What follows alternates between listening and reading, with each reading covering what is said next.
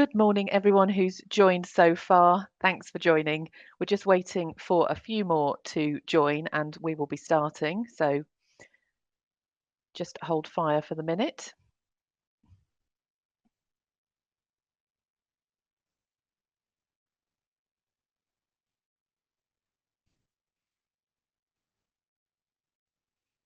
Hi, Andrew. Glad you've joined.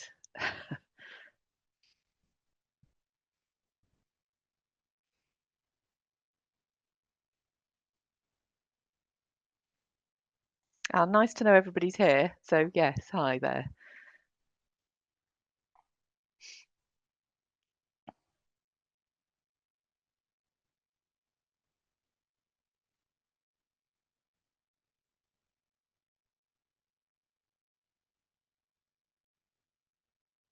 Morning, Steph.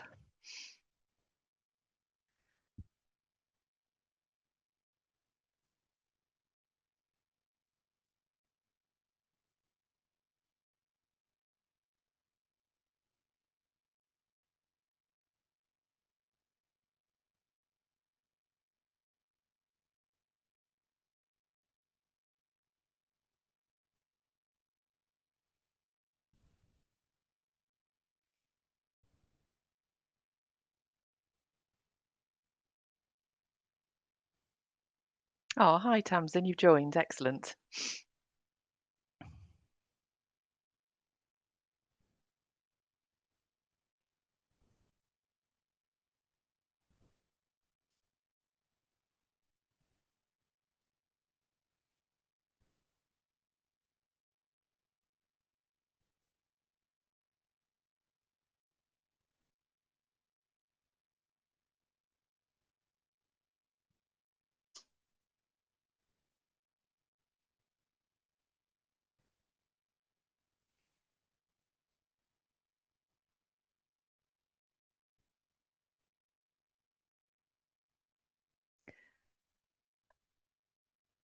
I'm thinking maybe make a start, Tom, as we're a couple of minutes past and we'll see if anyone else joins. So, good morning, everyone. Thanks so much for joining myself and my colleague Tom Beattie on our webinar this morning, talking about the new Employment Rights Bill and also the Sexual Harassment Prevention Duty that is now in place. I'm Claire Sleep. I'm an employment lawyer at Ashtons, and I've been practicing employment law for around 20 years now. So please do ask us any questions on the Q&A function and we will try our best to answer those for you. So we will answer the questions throughout the webinar. You will see a panel at the bottom that says Q&A and you can put any questions on there. There is also a chat function for any comments you want to put in there, but I would stick with the Q&A for questions.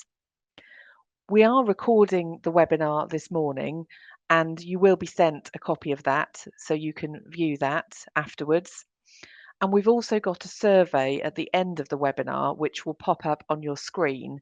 So you can, if you wouldn't mind answering that when it pops up at the end, that would be brilliant. We also do have a poll, a few questions in. So if you can put your answers onto that, that would be great. So as I've said, I'm going to cover off the new Sexual Harassment Prevention Duty first of all, and then hand over to Tom to deal with all of the new employment rights that we're looking at coming into force in 2 years' time. So he will take you through what we now know, and we'll continue to have these updates over the next couple of years to keep you updated on the ever-changing landscape that is employment law. So if we move on to the Equality Act definition slide, please, Tom. So the first thing to let you all know is that this new sexual harassment prevention duty hasn't changed the law on harassment. So we've still got all the same definitions. So it's worth reminding ourselves on what that actually says. So we've still got the definition that's set out in the Equality Act. which applies to all of the different 9 protected characteristics. So this is the definition that applies to those 9, for example, sex, race, age, etc. And it also applies if it's harassment of a sexual nature. So the definition we've got is there has to be unwanted conduct. So it has to not be something that is not wanted by the recipient. And we have got some technical guidance that is now in force from the EHRC that sets out this definition and talks about what unwanted and what the various elements of the definition mean. It says in relation to unwanted that that's uninvited or unintended conduct. And it also says that the recipient doesn't have to actually object to that conduct. It doesn't have to orally say, no, I don't want you to do that. It's enough to look at the nature of what's actually happened, and there doesn't have to be that express confirmation that the recipient doesn't want the conduct to take place. So it has to be unwanted, and then it also has to be in relation to a protected characteristic. So sex would be relevant in terms of what we're talking about today. But also we'll look at the fact that it also applies in terms of a sexual nature. And the third part of the definition is that it has to then have the purpose or effect of violating an individual's dignity. So it's either intended by the harasser to have that effect, so the harasser has got that purpose, or the effect on the recipient is such that it violates their dignity. So thanks, Tom. Looking at the next slide. So in terms of that definition, it applies, as I've said, if the conduct is unwanted conduct of a sexual nature and it has that effect that was described on the last slide in terms of the environment that the individual is placed in. So the definitions we've got of harassment are that definition on the previous slide. We've also got the definition that it would have to be of a sexual nature. And then we have another definition, which is if an individual engages in conduct related to sex or gender reassignment, and it has the effect described in terms of the environment the individual is placed in, and then the individual is treated less favourably for rejecting the conduct. So in this technical guidance that I've mentioned, it does talk about what this could look like. So for example, it talks about a shopkeeper who has an assistant, and the shopkeeper there are sexual advances from the shopkeeper to the assistant. If they're rejected by the assistant and the assistant is then treated less favourably, so that could be that they're disciplined, for example, or they're put on less good jobs, then that would meet this definition of sexual harassment. So moving on to the next slide in terms of this definition. So the third part, as I've mentioned, of the standard definition is that it has to violate the dignity of the recipient. So you can, if the harasser says that their purpose, it was unintentional, and this happens quite a lot with sexual harassment, in that the harasser doesn't actually realise that the conduct is offensive. If that conduct has the effect of violating dignity, then that would meet the definition. So you would look at how it's received by the recipient and how they feel. And the test is such that you look at what they say, it's a subjective test, but you also look at what the reasonable person would say. So it's an objective test. If a reasonable person were looking at it, would they say that it meets this definition of violating their dignity, etc. So there is quite a lot to look at, and there's been lots of case law on this topic Also, the EHRC code that we've now got on sexual harassment is helpful in this area in working out whether it's reasonable and for the conduct to have that effect. I would recommend, if you are dealing with sexual harassment investigations, that you go back to this definition and work through the conduct that's alleged to have taken place and just work through the definition. So does it meet the definition? Was it unwanted, first of all? And quite often with sexual harassment cases is they start off that there could be some consensual activity, but after a while that's rejected and then it becomes unwanted, and the recipient rejects that. So after a time, it becomes unwanted. I do think because a lot of people don't want to report sexual harassment, it's worth just pointing that out to people, is that after some time it can become unwanted, and it's still okay to report this. And in fact, you very much do recommend and encourage that incidents are reported so they can be properly looked at in organisations. So the test would be looked at in terms of the three key elements. So thanks, Tom. If we look at the next one. So that's where we are with the test for harassment. And we now have, since October the 26th, we've now got this new prevention duty that's come into effect. And I'm sure you're all aware that this prevention duty is saying that an employer has got the duty to take reasonable steps to prevent harassment of a sexual nature. You might have seen in the press, and you might have seen recorded by commentators, that this legislation actually started out as saying all reasonable steps need to be taken. So it was quite stringent a test in terms of what needed to be done. That has been watered down to just taking reasonable steps. And it basically is saying that the employer has to actively look at what it can do in the workplace to prevent harassment of a sexual nature taking place.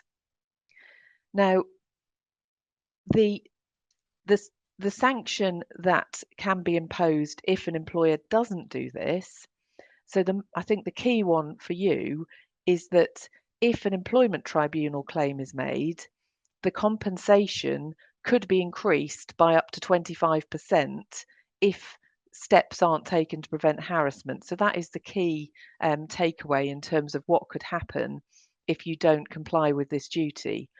I do think the more important, and the thing that more employers I speak to are concerned about, is not just this compensation, because quite often cases don't get to the tribunal. Of more relevance is the reputational risk, because if claims like this and allegations are made, then if it does go to an employment tribunal, that's a public body, but reputationally it would be extremely damaging for these allegations to be made. So that could well be more of a risk to your organisation. Finally, the EHRC can take enforcement action, and the action it could take could be to investigate an employer. So it could go to the employer and ask them what steps they've taken. It could issue an unlawful act notice and then basically confirm that the employer's breached the duty and require you as an employer to draw up an action plan on how you're going to remedy the breach. Thirdly, it could enter into a formal legally binding agreement to prevent future harassment. Or, in an extreme case, it could ask the court for an injunction to stop an employer committing an unlawful act. So clearly, if any of that action were taken, reputationally, that would be extremely damaging.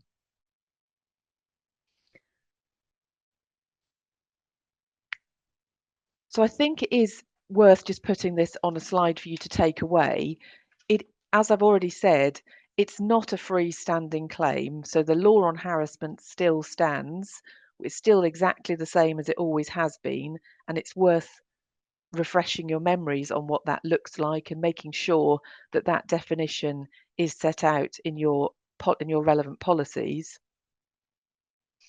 And at present, this new preventative duty doesn't apply to the other protected characteristics. So there have been comments made that it's unfair and that it should affect others. So possibly we might see changes, but I do think that there has needed to be some change in this area. So it is right that we have this new development. So moving on, please. As I've mentioned, I'd like to, if we move back to the poll, Tom, so we've got a question to ask you all, and that's now I can see popped up.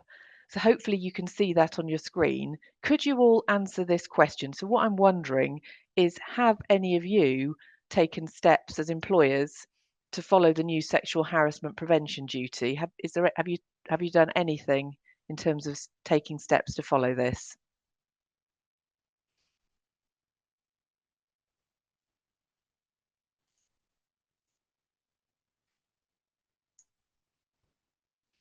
Oh, I just tried to vote and it wouldn't let me.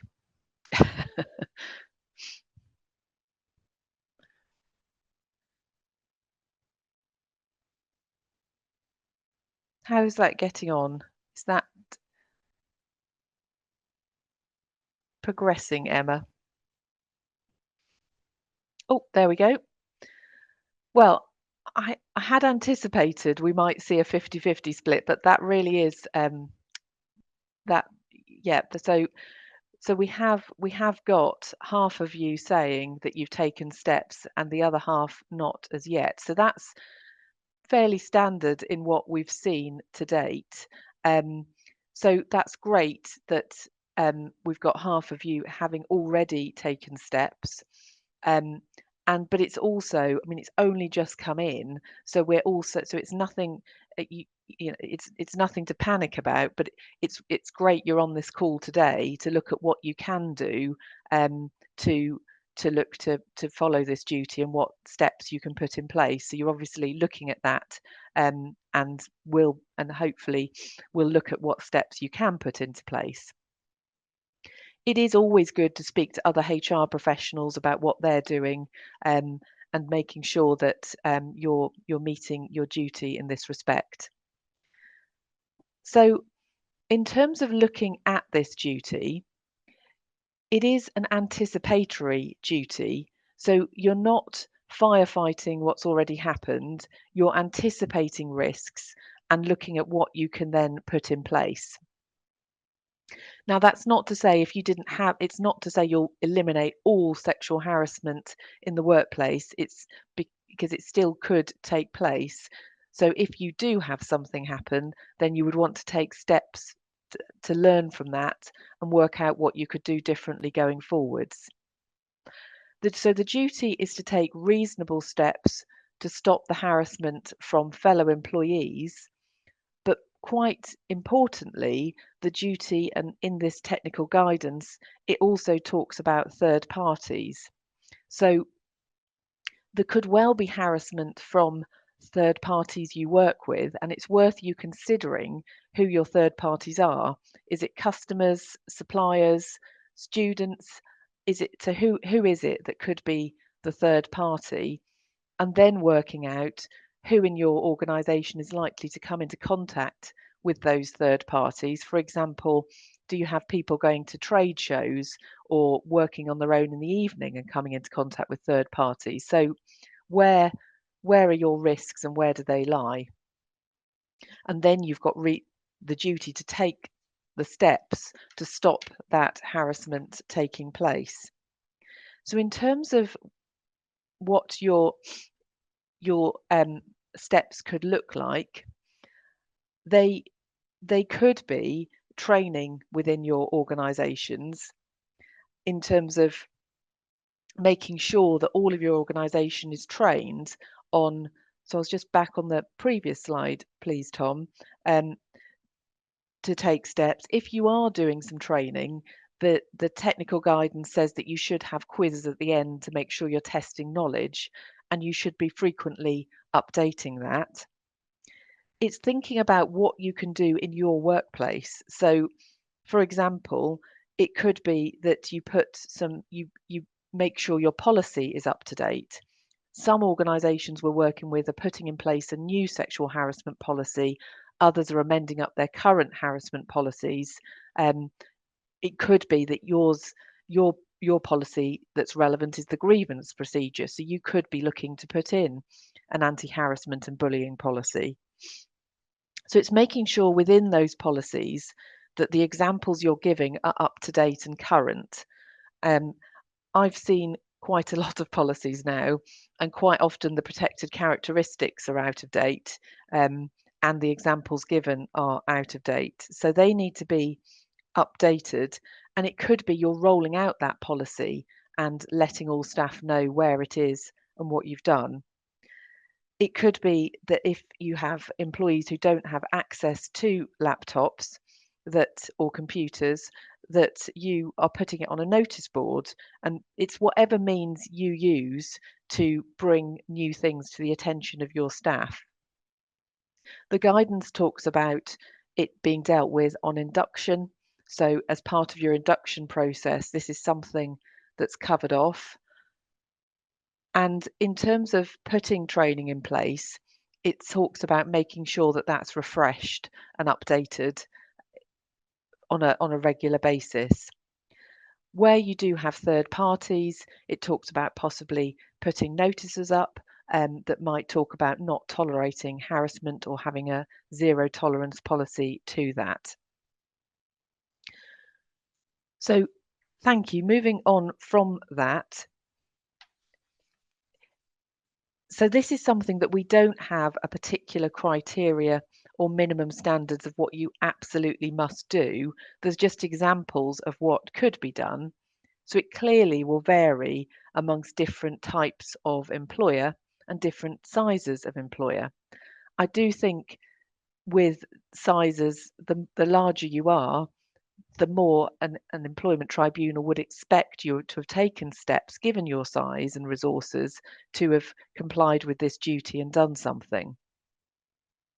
You will need to look at what your workplace looks like and where your risks are. And it is important that you do consider where your third parties are, and who has contact with those third parties, and who could be at risk. So moving on again,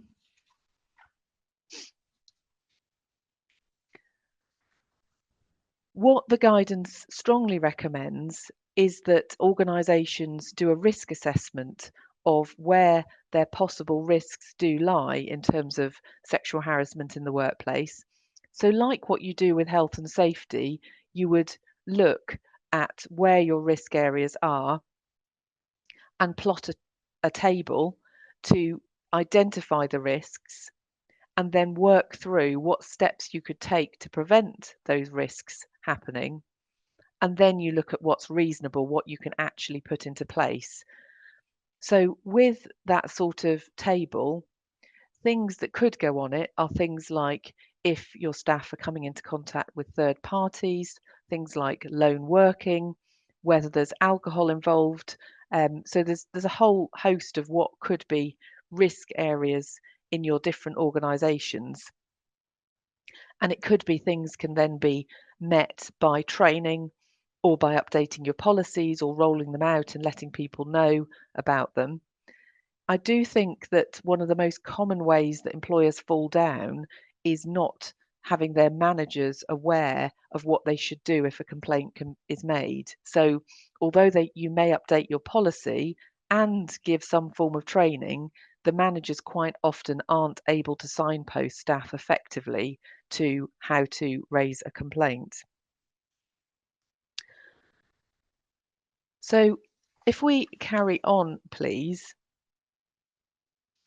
to give you a couple of examples of what a reasonable step could look like, We obviously don't have any law yet on these reasonable steps, but you'll maybe remember that in terms of discrimination in general, an employer is liable for the acts of its employees, but you're not liable if you've taken all reasonable steps to prevent employees taking those actions.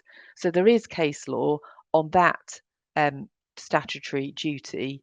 Um, and the case law around that, I mean, that is all reasonable steps. So it's arguably wider than what we're talking about now. In this first 2021 case, that involved racial harassment from a colleague, and there was a complaint that a manager hadn't done anything. The employer said they had taken all reasonable steps, but the employment tribunal said, no, you haven't, because you haven't specifically mentioned racial harassment in your policy. You haven't given any examples in your policy, and it's not working as it should because the line manager didn't do what he was supposed to have done. Also, there had been training, but it was very old and had been done a long time ago. So it basically said the document needed to be live and the training needed to be up to date. And then in this 2023 case, that was a gender reassignment case involving a bus driver that you might have seen. And the employee said they'd been subjected to gender loaded words which were offensive. And the employer said that that didn't happen, but if it did, they had taken reasonable steps.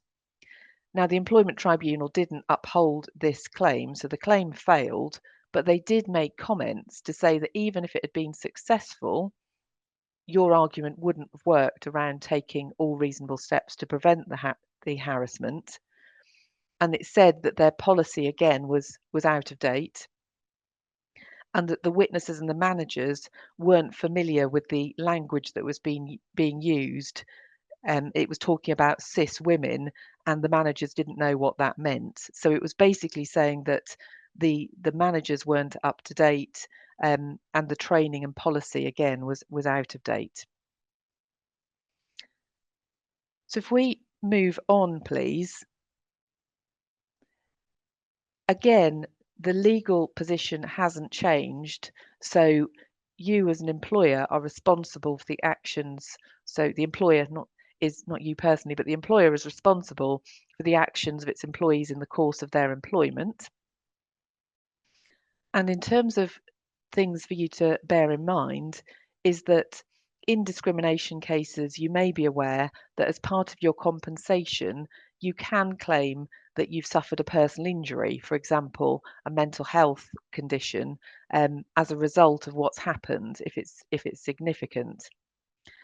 So that is something that could come into play, which could inflate compensation. Also, if no action is taken, employees could say that they've been constructively unfairly dismissed, and clearly the claim they could bring under the Equality Act could be that they've suffered harassment. So moving on, please. So in terms of managing complaints, it is important that you investigate them, and you put in place protection both for the person who's brought the complaint, but also the alleged harasser, who may not realise they've harassed someone and be extremely upset with the allegations being made. And you'll need to manage it appropriately in accordance with your relevant policy. So if we move on again.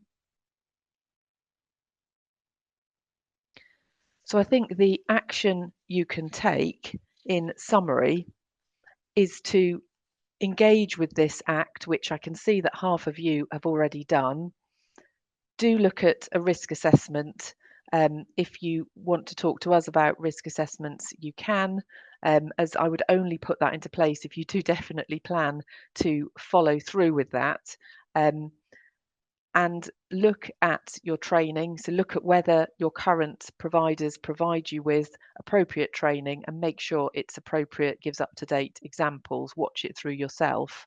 Think about who your third parties are, and then look at your policy, make sure it's up to date, it's got appropriate examples, and make sure you're looking at how you're going to monitor that policy and training over time to make sure everything remains current. So I'm going to hand over to Tom now to deal with the Employment Rights Bill. Thank you. Thank you, Claire. Good morning, everyone. So I'm going to take you through the changes that were contained within the Employment Rights Bill 2024, which Labour published on the 10th of October. So in the election campaign, you'd have seen that a lot of the Labour employment law reforms were going to make work pay. They vowed to do that within the first 100 days, and this landed on day 98. If the title looks familiar, it's because we already have an Employment Rights Act from 1996, but this means we'll then have two Employment Rights Acts, one being 1996 and one being 2024. Although this was published on the 10th of October, it's not due to come into effect until autumn 2026 at the earliest. So there's a bit of time to get our heads around it for consultation to happen, and so we can be in the best place to advise you when it does come in. There's a fair few things I'm going to cover today, so this is just a bit of a highlight of them. So following on from what Claire has said, there are further changes to preventing sexual harassment that are going to be coming in 2026. So we'll have this current law for a couple of years. Day one unfair dismissal rights, the banning of exploitative 0 hours contracts, changes to flexible working, changes to family-friendly rights, changes to statutory sick pay, the end of fire and rehire, changes to redundancy collective consultation, and trade unions. Usually this sort of format would have been the shorter part of our HR breakfast, but with this all coming in, that's all changed, and it will change the next couple of years because there's quite a lot to get our head around here. The first one will be following on from what Claire has said. So the new duty is that employers must take reasonable steps to prevent the sexual harassment of their employees. This is going to change in autumn 2026, and it will be a preventative duty. So you must take all reasonable steps to prevent harassment relating to any of the 9 protected characteristics. So it's much wider than the current law, and it's going to be in respect of all protected characteristics. You as the employers will be liable for third-party harassment, and employees will be able to sue directly for this preventative duty not having happened. There may be further specification on what is considered a reasonable step. The examples that we currently have, as Claire has mentioned, is having up-to-date policies, risk assessments, clear processes for reporting and handling complaints, training, and equality action plans, which might be a requirement to publish this plan, which contains the steps you are taking relating to gender equality. There's also a change coming in, which is whistleblowing. So disclosures that are relating to sexual harassment will now become protected disclosures and will fall under whistleblowing legislation. You might ask what all reasonable steps means and why it's different to reasonable steps. So all reasonable steps, although it's a small addition of a word, it's a much wider duty. And the way that the tribunals will likely look at whether you've taken all reasonable steps will be whether there were any reasonable steps left on the shelf, if you were, that you haven't taken. And if there is just one left on the shelf, then you'll have failed that duty to take all reasonable steps. So that is going to come in late 2026. So everything that Claire has mentioned so far is the current law. This is then going to become a much wider law in 2026. Moving through to day one unfair dismissal rights. So as I'm sure you're all currently aware, is that employees don't receive protection from ordinary unfair dismissal claims until they've worked for 2 years. So as long as a dismissal of a new hire within the 2-year period is not for a discriminatory reason or for whistleblowing reasons, the employee won't have recourse to bring a claim for unfair dismissal against you in the employment tribunal. That is going to change to become a day one right, so the removal of the 2-year qualifying period. The employee must have started work, so the retraction of an offer before they've started will not give the employee the right to bring an unfair dismissal claim. But they will have this right from day one, so the first day of employment. This will be subject to what's called a statutory probationary period, which originally was planning to be 6 months, but it's now believed the government are looking for this to be 9 months. So what that means is during this probationary period, the Section 98 of the Employment Rights Act, which is the unfair dismissal fair reason list, will not apply to dismissals for conduct, capability, or statutory illegality, but there will be a shorter form process, which is believed to be at least having one meeting with the employee. And if you're dismissing for conduct, capability, or statutory illegality, so they're a foreign national and their visa's expired, for example, you'll need to follow this shorter process. What this does say is that it won't apply to redundancy dismissals or some other substantial reason dismissals. So that means if you brought someone on board and then after 2 months of their employment, you need to make them redundant as long as a whole other host of redundancies, you would still need to follow a full redundancy process with that new employee, rather than it being a case of first in, last out. Although it is worth noting that the right to a redundancy payment is remaining at 2 years. So although you've got to follow the process, they won't be entitled to a redundancy payment. This is also subject to consultation. So this might change between now and when it does eventually come in. One of the current changes was the probationary period. So when Labour published this initially, a lot of small to medium-sized businesses held their hands up and say, well, we're not going to hire people then because it's too risky. Labour thought, oh, we hadn't thought about that. So that's where it's now, I think, been pushed to 9 months as a probationary period.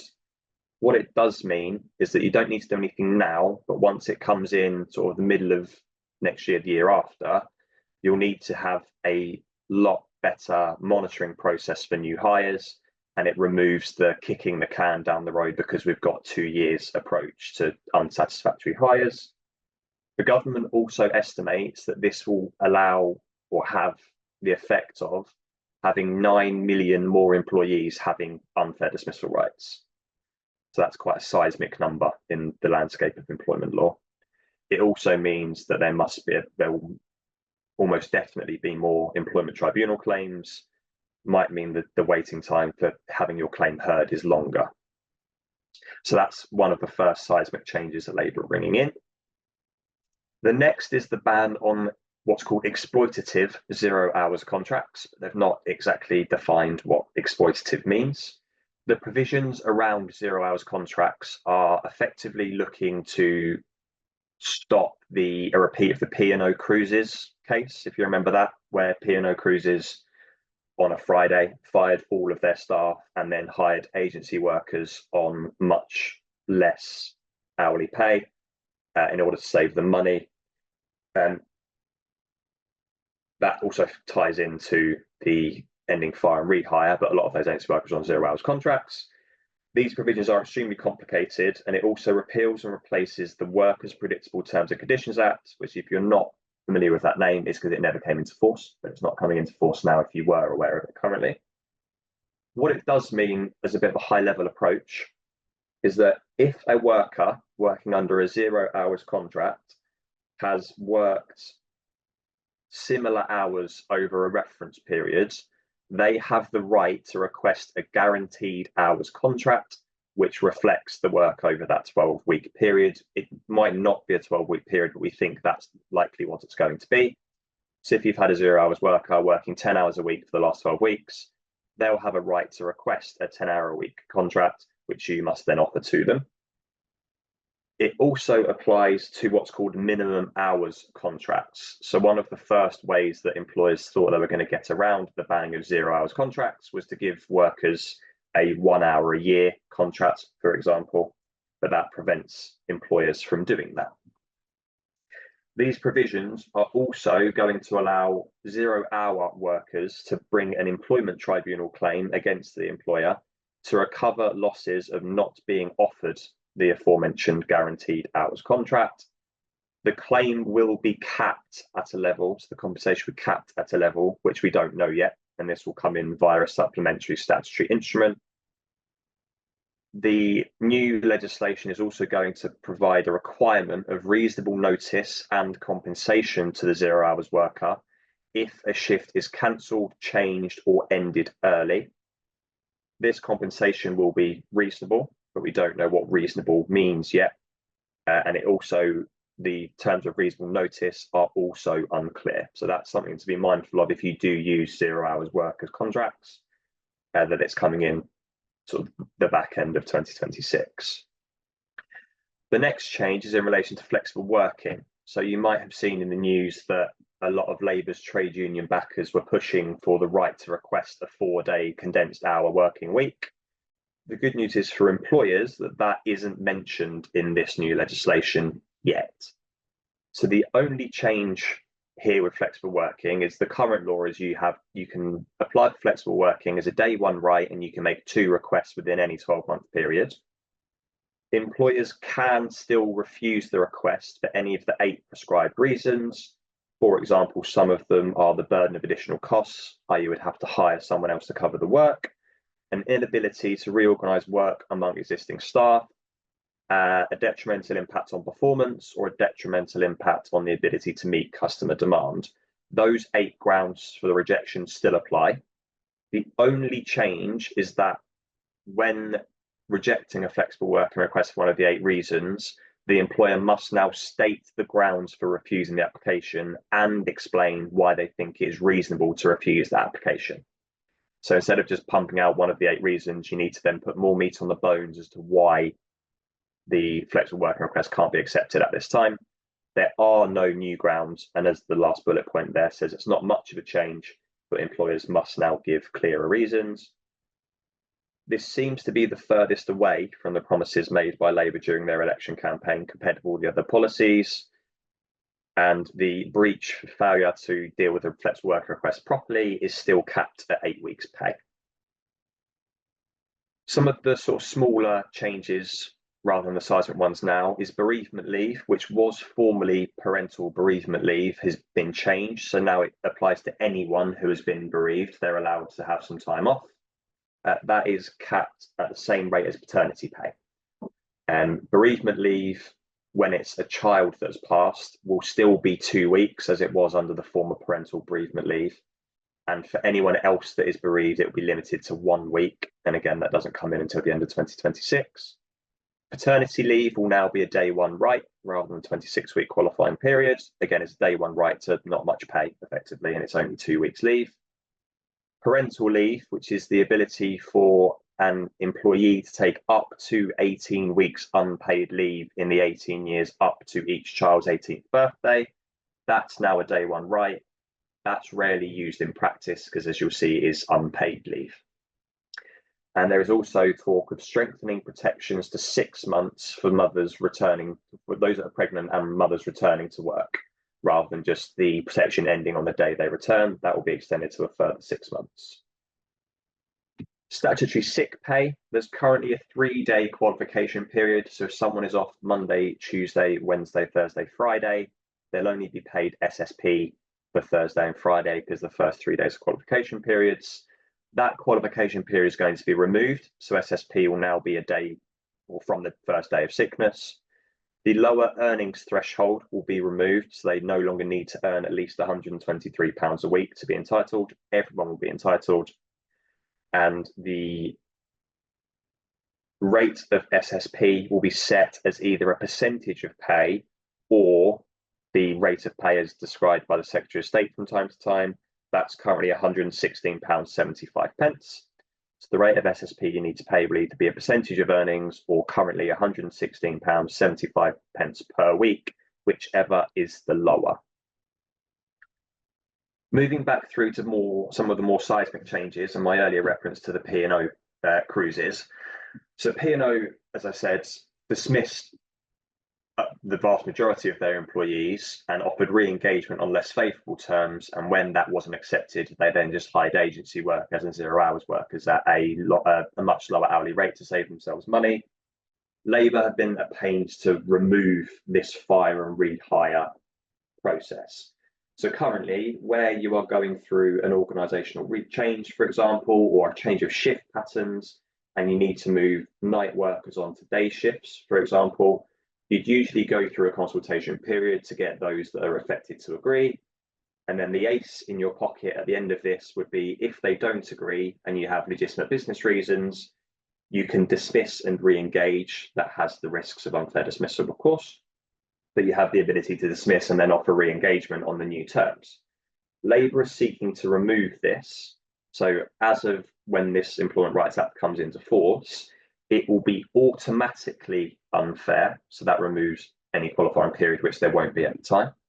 But it's now automatically unfair to dismiss an employee if they refuse to agree to vary their contracts of employment, or it enables the employer to recruit another person or rehire the same employee under new terms with substantially the same duties. The effect of it being an automatically unfair dismissal would shift the burden of proof in an employment tribunal so that you would need to show that it was fair rather than the employee needing to show that it was unfair. This is quite broad and is quite important, but there is a limited exception, which, and I've got a quote here from the bill, which I'll read to you.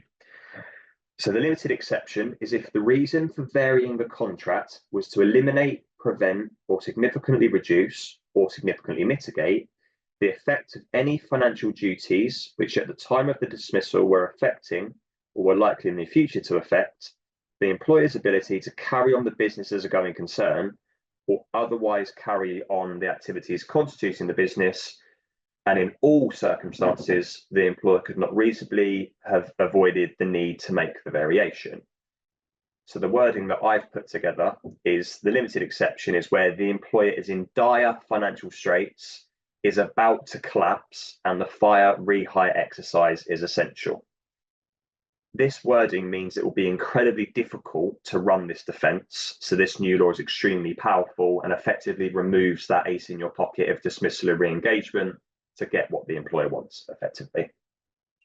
What isn't clear yet is how this is going to look in a tribunal, because the tribunal must also take into account the extent of any consultation carried out by the employer, along with anything offered to the employee in return for varying their contract. That isn't clear whether that means there needs to be a financial incentive for the employee to vary their contract. But if you are in dire financial straits, it's unlikely you'll be able to offer such a financial incentive. This is one of the new laws that's likely to be affected by consultation because of how powerful it is. And it's also unclear presently whether if you are in tribunal defending an automatic unfair dismissal claim for dismissal or re-engagement, whether judges are going to want to look at accounts and have accountants on hand, or whether you'll need to bring an insolvency practitioner onto court with you to explain that you were in dire financial straits, you're about to collapse, and it was essential. So that's something to bear in mind and keep a lookout for as it changes with consultation and before it comes in. The next one, which again is pretty seismic, is when redundancy collective consultation is triggered. So the current law is if there are 20 or more redundancies proposed within a 90-day period at one establishment, that will trigger collective consultation to be required. That means you must elect employee representatives to liaise with them and consult with them before then moving on to individual consultation. The major change here, and you might remember the Woolworths case from years ago, is what an establishment means. So initially the Woolworths case, when they were making all of their redundancies and closing down the stores, was meant to mean if there were 20 redundancies at Woolworths as a whole, that constituted the establishment, but case law and the European Court of Justice said that that can't be the case. It only applies to each individual Woolworths store. So with Ashtons having 5 offices, if we were to make 20 or more redundancies at the Ipswich office, for example, we would only need to consult with those that are affected in the Ipswich office. That loophole is now being closed. So where there are 20 or more proposed redundancies within a 90-day period at any establishment across the whole business, that will trigger collective redundancy consultation.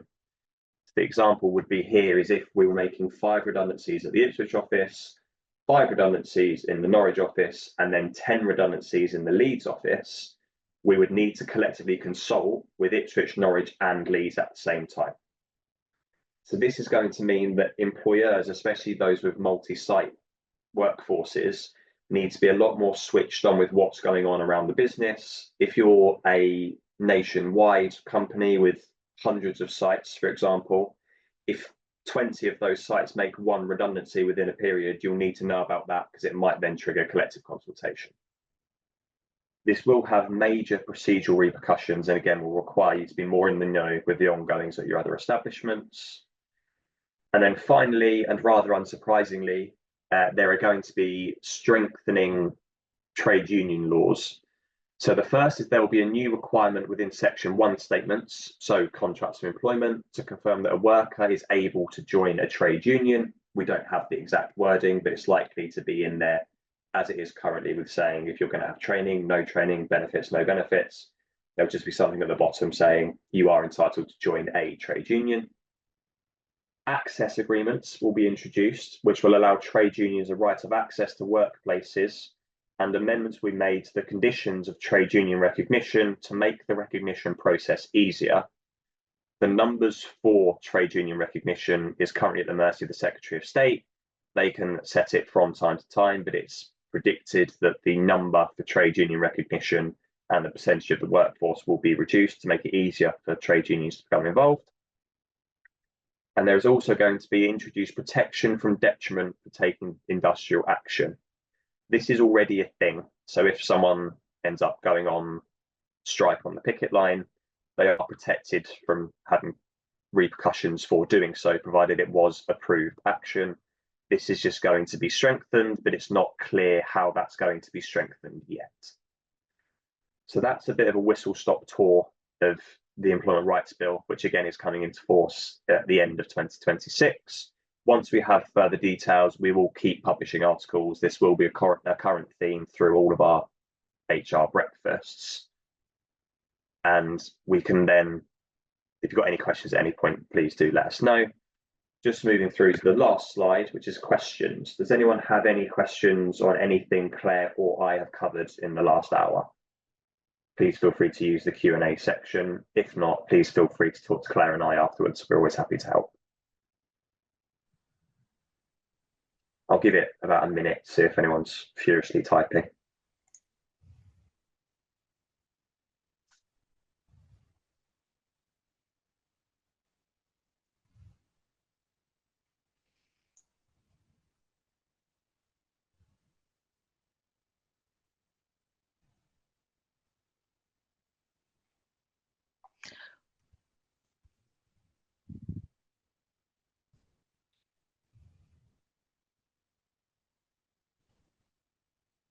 Give it another few seconds.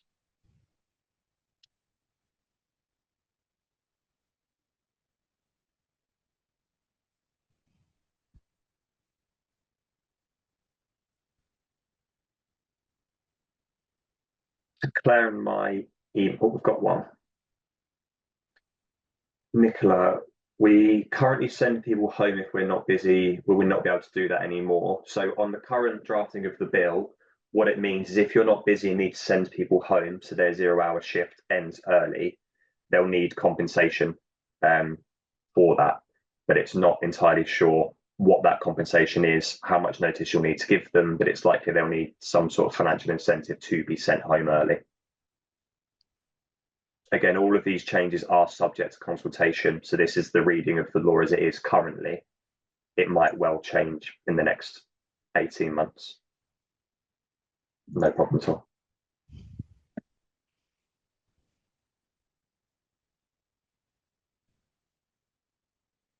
We will send a copy out of the slide deck, yes.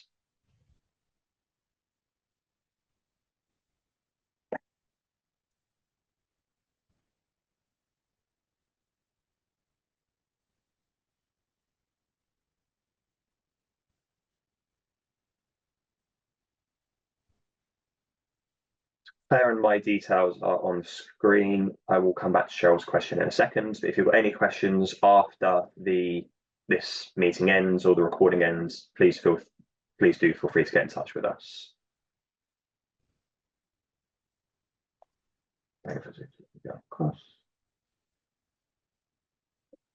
Do you have any thoughts about how to deal with varying a contract if agreement can't be reached during consultation? Will it be a case that no change can be made? So I think in terms of the current way of doing it, the best way, always the best way, is to try and get agreement, because that's the best way to vary a contract. If there's a contractual clause in there that allows you to change it, it's a slightly more risky approach, but it does give you the contractual right to vary contracts when you need to. If things can't be reached during consultation and they need to happen, you've currently got that ace of fire re-engagement up your sleeve, although we'd always recommend speaking to Claire, I remember the team before doing so. It's quite nuanced. On the current drafting of the legislation, it does look like you would be able to make that change, but it would be an automatically unfair dismissal if the employee wanted to go to tribunal to bring that claim, unfortunately. Which is why I think, in terms of the very limited defence, this is one that's most likely to be a hot topic of consultation. And I would look at changes you want to make to contracts now over the next year or so to get your contracts as you want them to be, so that you're prepped. I think that's a key takeaway, is make sure your contracts reflect your working practices and are as you want them to be, so you get them up to date now. That's also the case with the new probationary periods, because although 99% of employers use probationary periods now, with the 2-year qualifying period for unfair dismissal, they don't really mean much. Whereas it's going to completely flip on its head and they're going to become extremely important as of autumn 2026. Does the removal of SSP waiting days maintain SSP is due for absences of 4 days or more? I know it'll be 1 day, I think, because it's you qualify for it on day one. So it'll be, if you're off on a Monday, it's an SSP day. If you're then off on the Wednesday, it will be another SSP day.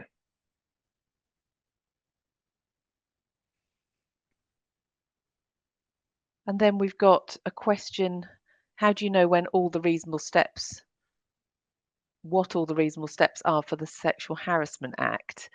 So at the moment, it's just reasonable steps. It's not all reasonable steps.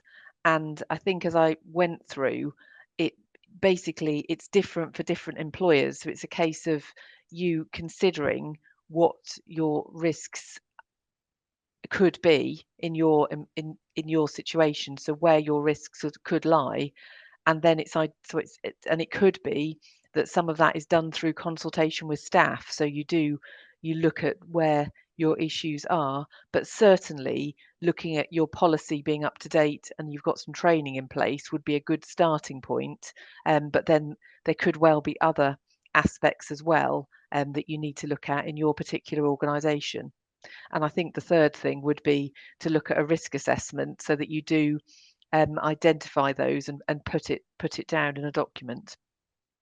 We are also hopeful that the European Human Rights Commission will publish guidance, which is where some of the current things have come from. So there will be more stuff on this before it comes into force, but it is something to keep aware of, as Claire said, policies, risk assessments, and employee engagement, where they feel, being on the front line, where they feel they could be more protected, for example.